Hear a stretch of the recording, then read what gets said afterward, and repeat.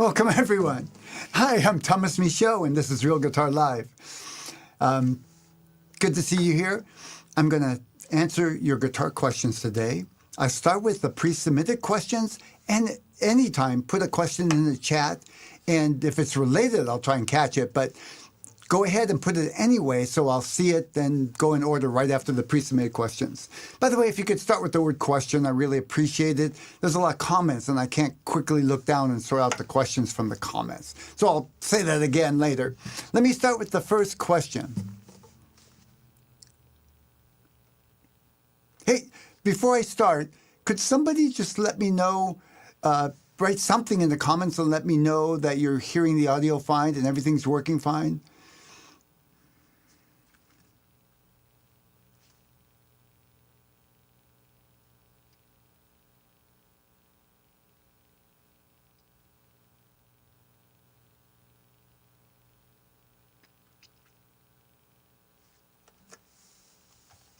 Okay, thank you, Robin. I appreciate it.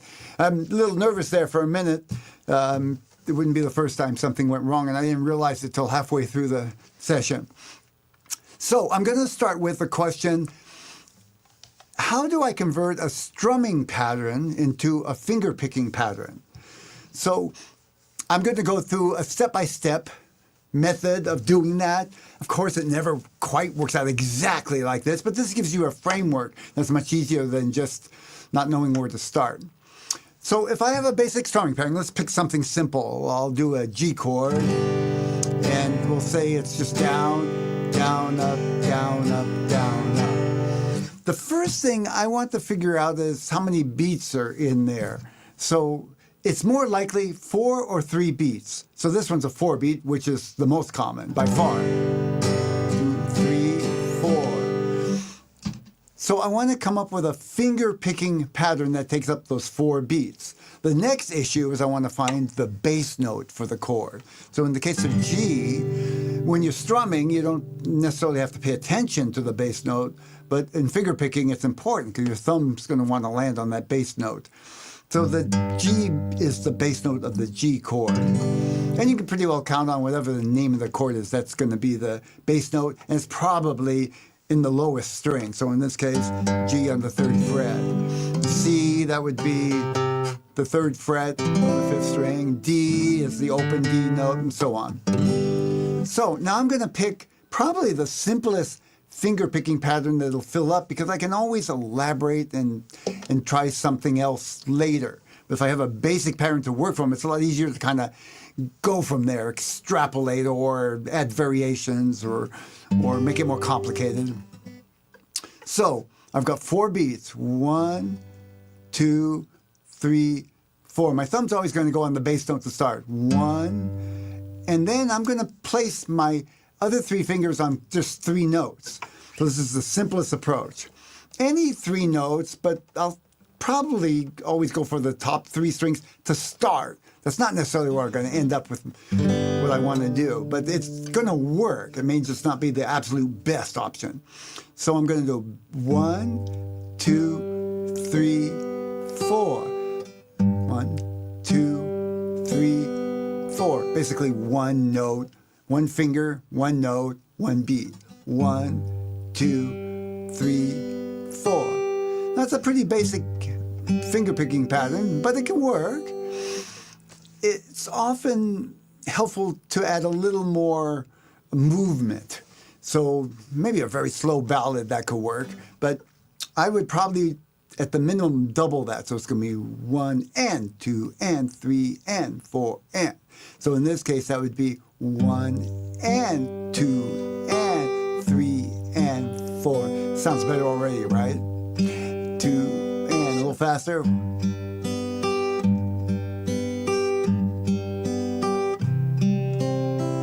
Now that sounds like a finger picking pattern. If I were doing 3 beats, and that's the next most likely option, I'd say roughly 70% are going to be 4/4 beats, and somewhere in the area of 25% are going to be 3/4. The other patterns are probably not worth worrying about right now. You'd want to be able to do those too, because it's going to cover 95 or more of the situation. So 3 beats, you just have to do the same thing, but count 3. 1 and 2. No, let's see. 1, 2, 3. That would be the first option. See, I don't get a chance to use that fourth finger, that finger right there. That's my ring finger. So double time. 1 and 2. 1 and 2. No, that's not going to work. 1 and 2 and 3 and. There we go. 1 and 2 and 3 and. So I can't do 2 full patterns. 2 options there. I would just start over with the fingers. I wouldn't go back to the thumb. 1 and 2 and 3 and 2 and 3 and. Yes. What I often do is go backwards. So that would be 1 and 2 and 3 and. That's a common. That's a common 3-beat pattern. So let's say you want something fancier. The first thing to consider is it's really helpful to kind of have a little library of fingerpicking patterns in your belt to choose from. And I just mean even a handful, and preferably a handful in 4/4 time and maybe 2 or 3 patterns in 3/4 time. Because then you can just try out some different things. So once you got the basic beat, and I'd still do that kind of basic pattern thing, then I'd see if I want something different. Here's a common pattern that works, gives it a little different feel. So 1 and 2 and 3, 4 and. I'm doing a double bass note. 1 and 2. There we go. I picked the high string just to kind of keep it consistent with the other patterns, but it doesn't have to be that high string. You can experiment. Keep in mind, if it does sound good to you, it's good. It doesn't. There's not some technical formula. It has to be you're missing the wrong string or something. If it sounds good, it's good. And there's variations. In reality, in the actual song that I'm playing, I wouldn't do the exact same pattern throughout the whole song. I do a few little variations that most people probably wouldn't even notice, but it just adds a little life to the song. But I wouldn't go there until you can do a basic pattern. So this is 6th string, high string. I'm using the 2nd string, 2nd string, and then I jump to the next bass note, which a good bass note would be that open D string for a G, and then I'll hit the high string.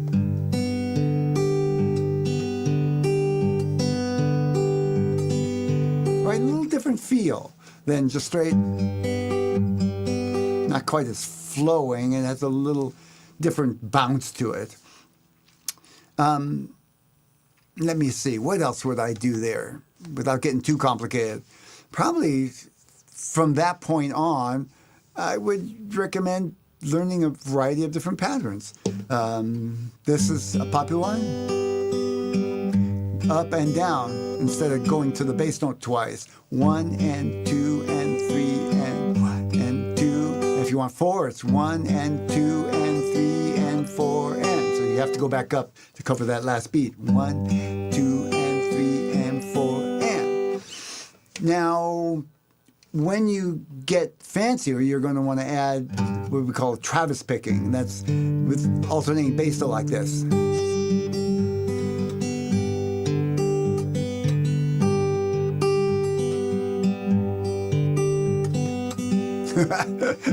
I can play better when you're not watching. I will put a link in the show notes to how to play that pattern, the Travis pattern, some variations on it, as well as some other simpler patterns, simple finger picking patterns. So you'll have a little library to start with. You can always do a web search and say, basic finger picking patterns and just start working on one at a time. YouTube's a great place for that too. I've often typed in, show me some simple finger picking patterns to see what I get. And over the years it's changed because different people add different videos. Okay, keep the bass note steady. This is one of the keys. So always on the beat, you want a low bass note. That's a good tip to remember. Also, start slow and many people me included, actually, many people, and I think a lot of students that I've encountered tend to go a little faster than they can. And not only does it make it frustrating, it makes it frustrating because you can't get it, but it also, you're risking developing a bad habit because you're doing something funny and you keep doing it over and over and your body wants to memorize that. Just start slow and try and get it right and push it faster. Yeah, you make some mistakes and then go back and get it right and do this back and forth kind of thing. And experiment with variations with a song. When you're playing with a song, try a few different patterns, see what sounds best for you and for that particular song. Let me show you Puff the Magic Dragon, and I'll do a couple patterns just to get an idea of some of the possibilities. Puff the magic dragon, live by the sea. Let's do that. Puff the magic dragon, live by the sea. Okay, that's the simple picking pattern. Puff the magic dragon, live by the sea. Kind of boring, huh? That was a little too simple. How about this one? Puff the magic dragon, live by the sea. A little more lively, huh? Give you an idea of some of the possibilities. Let's go on to the next question. When would you use a chord that is not diatonic? What kind of sound will it add to the song? Bluesy, jazzy, something else? So first of all, let's start with what's diatonic mean? Well, we'll have a scale. Let's say a basic C scale. This is C scale. I just want you to hear the C scale. On every note of that scale, you can build a chord. So the first note would be C, and you'd build a C chord, D, and so on. Now, each of those chords is either going to be major or minor. And the very last chord, 7, is going to be diminished. So the first is C, that's C major. In other words, if you take notes right out of that scale and you make the chord, it's going to be C major. Don't change anything. Don't add sharps or flats or anything separate than what the notes of the scale are. And if you go to D, the second chord, it's going to always be minor. You're using notes from the scale that will make a D minor chord. If it's not D major, it's not diatonic. I mean, you alter the note in that chord to make it D major that's not out of the scale, directly from the scale. In this case, F sharp instead of F. But in any scale, that would be the case. You'd have to alter a note in the chord, and so on. So the third chord would be E minor, F would be the 4 chord, G would be the 5 chord, B is going to be diminished, and then C. If it's not diatonic, that means you altered a chord in a way that it's not directly from that scale. One of the most common uses for that is to change chords to 7th chords, one of the most common uses for that is when you borrow sort of a chord from another key. And one of the most common there is to borrow from a minor key if you're in a major key, and vice versa. If you're in a minor key, borrow from the major key. So let's give you an example. It'll make more sense. C,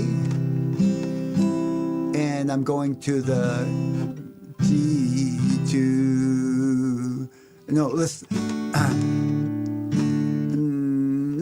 the key of D. D, C, so D, E, F, G, A, B, C, D chord, 1 chord, G chord, 5 chord, right out of the diatonic. But C, the C chord, A, B, C would normally be diminished. It would be C sharp diminished chord. I'm going to play a C chord instead. That's not diatonic. D, G to C major. What I did is I borrowed it from the D minor scale or D minor key. So C is C major in D minor, but in the case of D major, it's C sharp diminished. But it sounds good. Listen.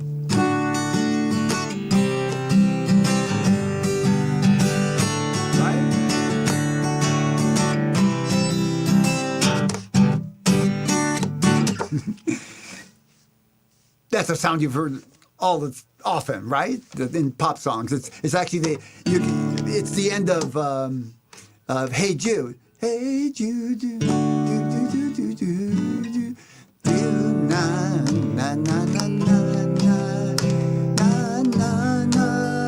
Hey Jude, something like that. Da da da da da da da da.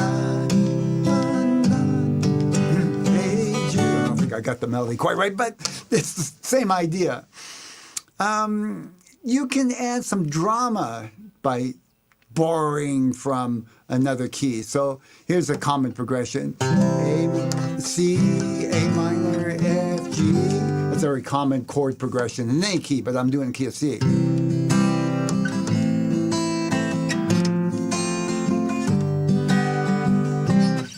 So let's change that second chord from A minor to A major. That's not diatonic. There's no A major made directly from the notes from the key of C. So listen, you recognize the sound. A little more dramatic. Adds more tension. Feels like it has to go somewhere. It can also make things sound more jazzy. This is in particular when you start using extensions. In other words, adding notes to a basic triad. Instead of a A, make it A7. So here's another common example. I'm gonna go C to E7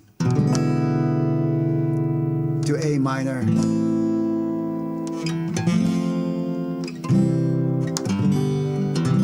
This E7 is not diatonic to the key of C, but you could think of it theoretically as the 5 chord in A minor. So I borrowed it. And it has the function of really making a strong movement to the A minor. So here's the progression without being, here's the diatonic progression. That's what I'm trying to say. To E minor, right? So the E minor goes to A minor. Sounds good. It's just kind of smooth. But I really want to drive some tension to that A minor chord.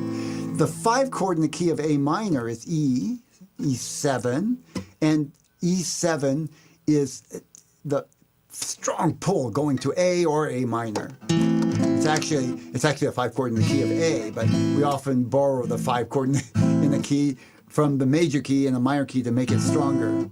So E7. See, it just really leans into that A minor, and then from there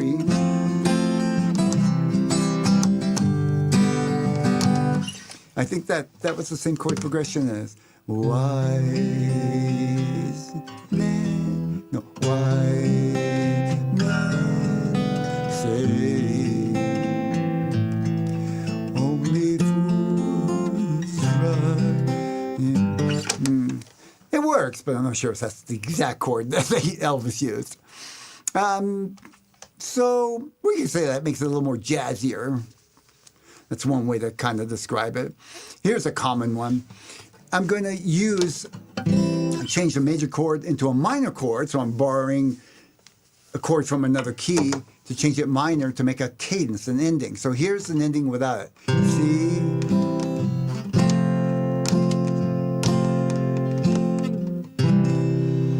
C and F, they're both diatonic.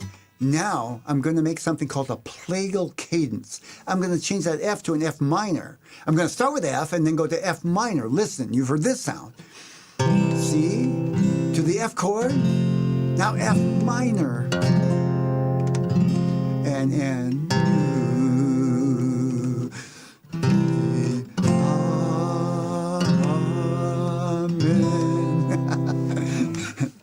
Amen. What else could I say? We did the plagal cadence.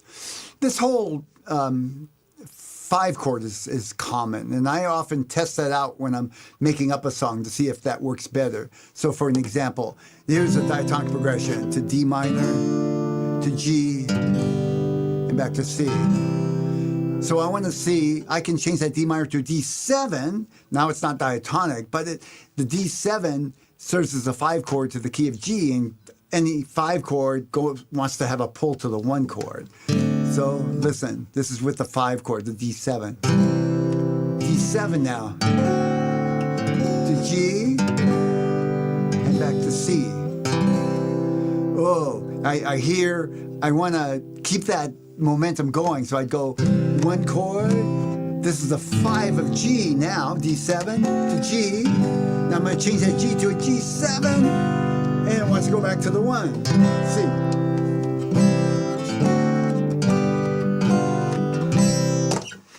Okay. That's all I can think of right now that would not be getting into esoteric. But if you have any questions, feel free to add them in the chat. I'll go on to the next question for now.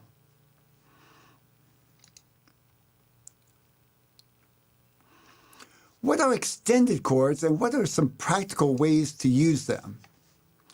So I hit it on this just a little while ago. Extended chords just means that it's not your basic triad. So a C chord is a triad. It just is made of 3 notes. You can duplicate the notes, so you can have 10 notes, but it's going to be some combination of C, E, and G. Duplicated, something duplicated. As soon as you add another note to it, most commonly it's going to be a C7 or C major 7. That's an extended chord. B minor is a triad. B minor 7 is an extended chord. B minor 9 is an extended chord. B minor 7 flat 5 is an extended chord. So I would start, if you're messing with extended chords, with the simplest and the most used versions, which are 7ths. So in the case of C, that's going to either be C7 or C major 7. C minor would be C minor 7. Yes, when you have major chords, you can have it either, there's 2 kinds of 7ths. The C7, we would call it dominant 7. That's our name for it. It's a half step lower than the C major 7 is adding a 7th degree, but a half step higher. That's a C. Oh, here's an open C major 7. Has a more open major sound. C7 has this kind of tense sound. So blues almost always uses extended chords. So here's the basic blues progression. E, A.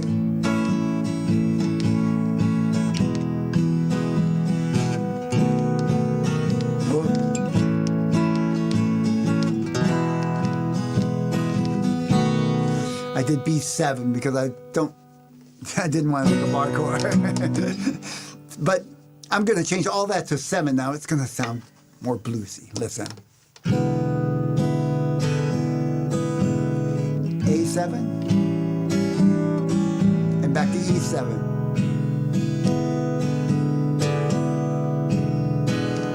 A7. That sounds like blues now, right?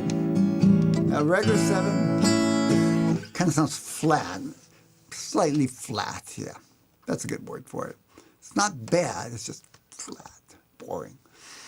7ths, extensions are going to make things sound jazzier often. So let's say I have a progression. Here's a typical progression, right? We did this one. C, A minor, and I'll use D minor to G. That's a typical progression. 1, 6, 2 to 5. Now I'll change them to 7s. It'll sound jazzier. Oh.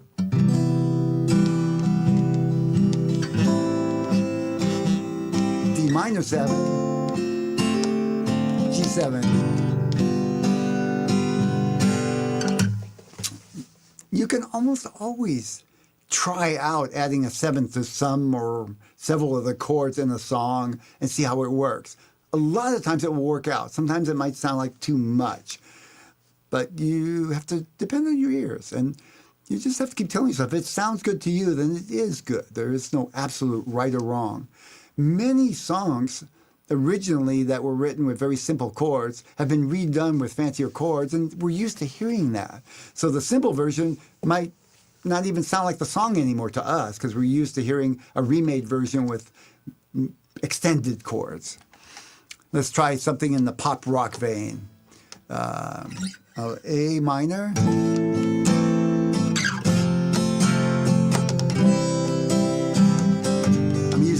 7 now.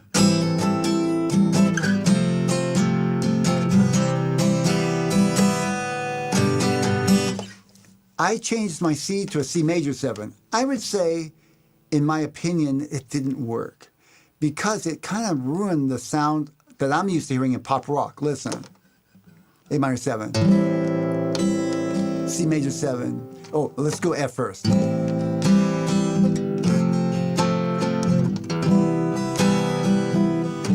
It's not bad. It just is not the style of a pop rock song. Now listen to this. Here's a pop rock song.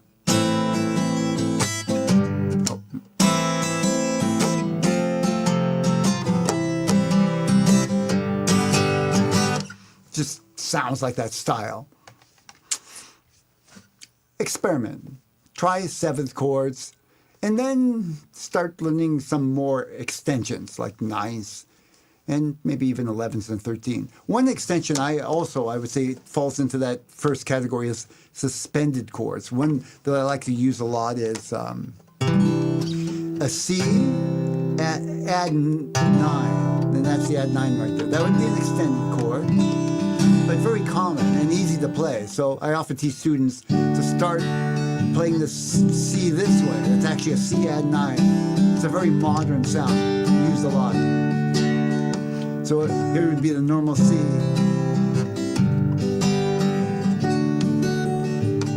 C add 9. That's another good one to add if you're starting out experimenting with extended chords. Okay. Am I at the end of our... No, one more question pre-submitted. When I find a song on YouTube that I want to play along with, how do I figure out what chords to play in? And this is Jump Paul is responding to, I say it's a good idea to, among other things, try playing along with a song to get your rhythm down on YouTube. So let's start with the easy wins. First thing I would do is if I'm trying to play a song along with a song on YouTube, let me check the comments, because sometimes people just write down the chord progression in the comments. It's worth looking. I've seen it enough times to be worth checking out. Or the description. Sometimes the description itself, whoever posted the song will put down the chord progression. The other thing I almost always do is I just do a search on Google. I say chords to this song. You will get something every time. And matter of fact, you'll get several, and that's the problem. You don't know which one to use. I often check out several and try and play them and see which sounds best to me, and sometimes even combine them. You can't count on them being 100% right. These are submitted by people, and they're different levels. Some are just starting out, and some are very experienced professional musician types. So it's worth checking out a few and seeing which seems to be the better version, or even consider, drawing from one to another. And sometimes they're in different keys too, and one key might be better for you. Another possibility, which I don't use, but I know a student of mine told me about, is Codify. It's a app, and you can look it up online. And the Codify will, apparently you put in a song and it will tell you what the chords are. So I think you can get at least a free trial, and maybe free up to so many songs or something. And then the other thing I rely on is my ear. I can listen to a song and figure out the chords, basically. I know it takes some experience, but it's not that hard, especially if you start with simpler songs, 2 and 3 chord songs. What I do first is I listen for the bass note, and I start playing around the bass to find out which bass notes seem to make the chord progression. Then when I find out the chord progression, the basic root note, the bass notes of the chord progression, I'll play a few different chords on that bass note. So, example, I've got a song.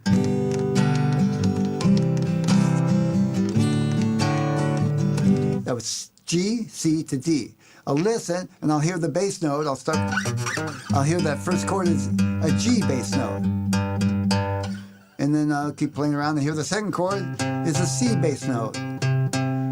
So I'm going to start with the G and just try a G major chord, a G minor chord. Oh, a G minor chord. That's a G minor. And see which sounds better. Then I might even try like a G minor 7. But most of the time, a major or minor chord will do the trick, especially if the song is only a 3-chord song. And then I'll do the same thing with the C. I'll say the C minor sound right. And the D, same thing. I'll try D minor, maybe D7. And then usually I can choose from those and then pick out the chords of the song. It's not something that you're going to get the first few times you try, but the more you do it, you get good at it. And that's how everyone who does that got good at it. They just kept trying. And usually it's a lot easier with simpler songs, and then you build up. Now, here's my backup plan. And it almost always works. Almost. Depends on the song and how popular it is. I go to YouTube, and I find somebody who's teaching the song and see what they have to say. I'll often do the first part first. I'll look up the song on Google and maybe try out the chords and even try figuring myself a little bit. Then I'll go and find somebody and see if they agree with my assessment. I do it that way because, first of all, it's actually faster for me than trying to find a song. Second of all, sometimes I can't find somebody teaching the song. Just because it's not that popular of a song. And, when somebody's teaching a song, they got to consider, am I going to get enough hits to go through all this trouble to teach the song? And if they're not, it's a waste of their time. So every song is not being taught on YouTube. And finally, sometimes I like the way I play the song better than the way they're teaching it. But of course, they work together. I see how they're teaching it, and I make decisions along the way. And then we'll choose my own way of playing it based on what I hear and what sounds good to me. So, hope that helps. It's like anything else. You keep at it, and you get faster and better at it the more you do it. Search on Google. I promise you'll find almost, I'd say 98% of the songs, somebody has written out the words and the chords to the song. That's the end of my pre-submitted questions. I'm going over to the chat now. Let's see what we got.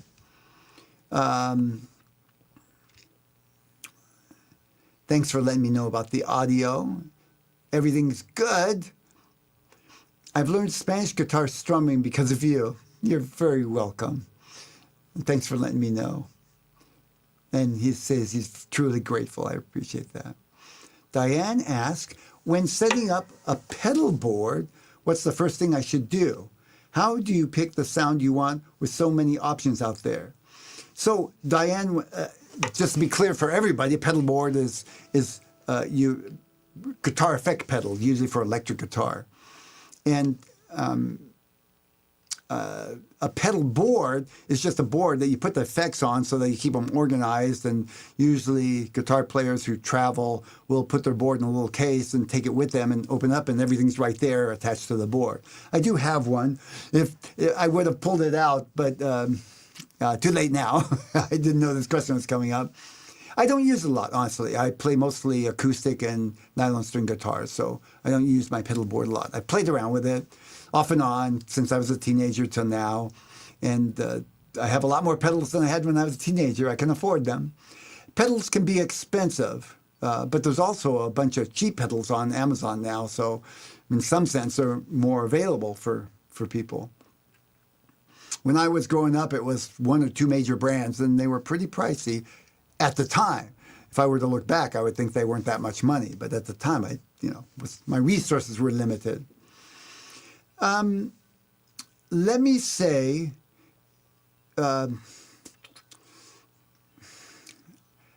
when you're setting up a pedal board, what's the first thing you should do? I'll tell you what I did, and I'm not an expert pedal board person. Let me set this down.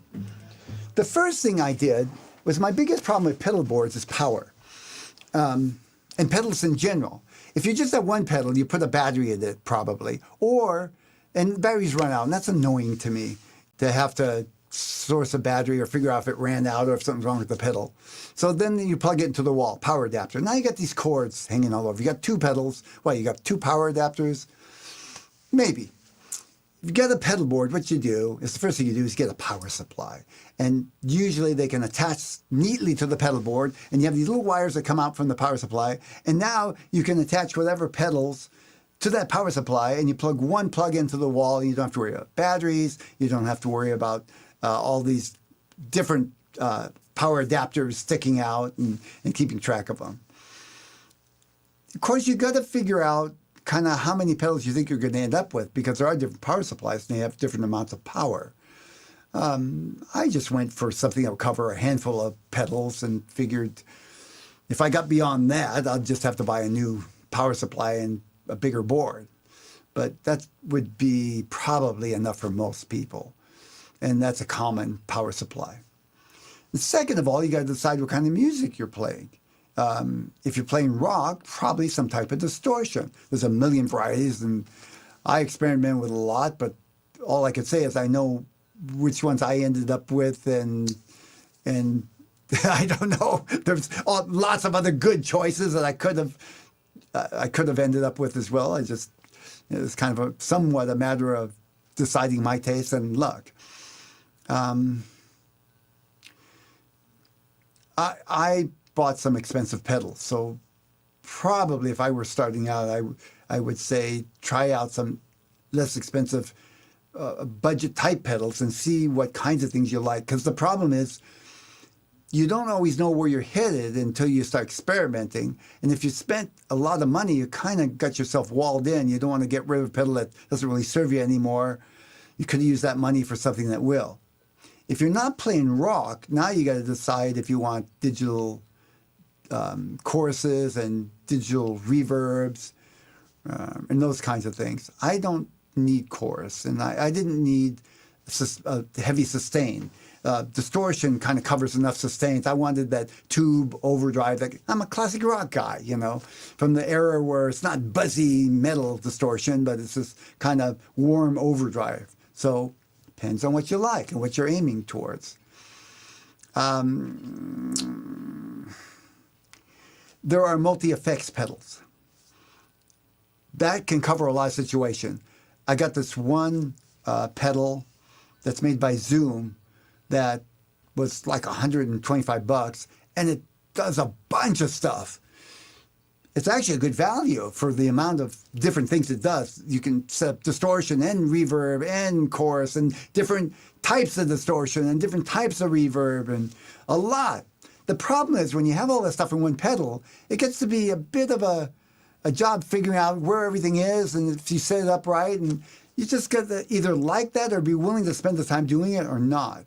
I know a lot of people, and I'm on the fence there, would rather just have one pedal that does one thing, simple, turn the knob, and it does that. But then you end up with a more complicated board, and you're going to have to buy different pedals. Okay. So I ended up kind of with some of both, and I kind of went somewhere in between. I got one pedal that does a lot of things, but I narrowed it down to just a few things I like it that it does after experimenting, and then I combine it with other pedals. What else can I tell you about pedals? I think a fun pedal to have for playing at home is this looping pedal. That's what you call it. And there's a million of them right now, a digital looper. Because then you can play some chords and then jam over it. Or you can get more complicated and play some chords and then play a little lick and then play a melody line over it or play some baby chords. I think it's a lot of fun for practicing. And it makes it an easy way to practice if you want to improvise or hear back what you're doing. I think for practicing at home, I think it's a no-brainer. And there's a lot, all the way from cheap and expensive ones to very, $300, $400 ones. For $100, you can get a pretty good pedal, looper pedal. And they're getting, I think, better all the time. Though some people still swear by those original Boss digital looper, which I have one, by the way, along with a different looper. If I were to start over, I'd probably do a little more research and get a different one. I see some loopers. I would go for one that's just a little easier to use. I like ones that have very clear knobs, and I don't have to kind of search one knob to do 3 or 4 different things and figure out what it's doing. But that's a personal choice. Okay, that's all I'm going to say about that. If you think of any specific questions, Diane, ask me. I would love to say more. I'm not sure what would be important to you about the pedal board. And I'll do the best I can. Again, I'm not somebody who spends a lot of time playing electric guitar, so I'm not the best pedal board guy. Hey, Rogelio, welcome. Is there a difference between the pentatonic scale and a C major scale for improvising? Yes.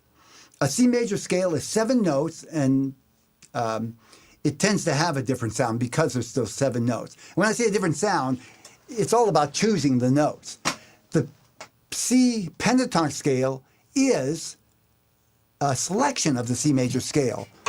So a C major scale sounds like this. That's 7 notes. 1, 2, 3, 4, 5, 6, 7. Then I'm repeating the last note of the C, the octave of the first C. C major pentatonic is a section of those notes. It's just 5 notes. No. Can you hear the sound already, just choosing those 5 notes? That's a kind of rocky, even kind of classic, not classic rock, but a kind of pop, older rock sound.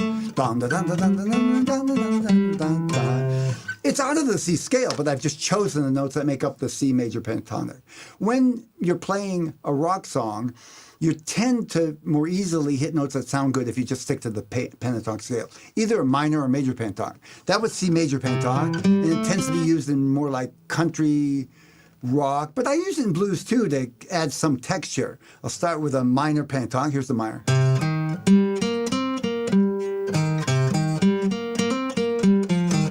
This is. Oh, I missed a note. There we are. There. Right, sounds like a typical rock lick. But when I do major, kind of sounds like country rock or something, or pop rock. Okay, that's all I'll say about that for now. If you can think of any more questions, in terms of improvising, I use the major scale a lot if I'm doing something that's more folky, folk style or Latin style too, actually. Some types of Latin style, because when I play a pentatonic, it screams blues or rock or blues rock or something, or country rock. And if I want to play something like folk or Latin styles, I don't want it to sound like, maybe I'll throw in a pentatonic scale just for variety, but that really distinguishes the two styles. In RGS, I can download the lesson videos, but not the play-along tracks. I often have a slow internet connection and prefer to use the downloaded versions. Okay, Robin, that doesn't sound like a question. It sounds like a statement, and I get that. Unfortunately, the amount of work it would take me to make all the play-along tracks downloadable as well would basically bump up considerably the price they'd have to charge for RGS. And of course, some people would pay it and some people wouldn't. But my guess would be right now, it'd be better to not increase the price. And it has to do both with the amount of work and the amount of storage space that I would use up. Diane, looper sounds great to start. Yes, I agree. Okay, I've come to the end of things that I can see are questions. If you think of any last-minute questions, please go ahead and add them to the chat now. I am going to do the drawing, and I'm doing a drawing for the students in RGS, in the Real Guitar Success membership site. This is for May, because I couldn't do a drawing last month, so I'm a month behind. And it has to do it when the lessons fall, and I can't actually do one for June either because the lessons are just finishing up and wouldn't be fair. So I'll have to do a drawing next month for June as well. So let's do one for May for now. And this is for a $50 Amazon gift card. And it's for people who've completed the lessons in the RGS. There's 1 lesson a day, 20 lessons for the month. And when I say completed, they just have to spend 10 minutes. That's it. Check it off as complete and decide if you want to save it in the bookmarks for later and come back at it. But you don't have to master the lesson. Just spend 10 minutes on it and move on. Here we are. And the drawing winner is Tariq Kadir. Congratulations, Tariq, and congratulations to everyone who has spent their 10 minutes a day on the RGS lessons. Let me see, any last minute questions? Yes, no, perfect. I was thinking along the side of blues. Thank you. Yes, pentatonic scale, Rogelio. Thank you all for joining me today. It's been a pleasure. I will be back the first Thursday of next month, and feel free to submit your questions ahead of time, and you can always come on live and add your question in the chat. If you do submit ahead of time, I often do a little research and can do a little more, especially if it's a complicated question, I can do a little more for the question. So simple questions probably wouldn't matter. Bye for now. Hope to see you again next month.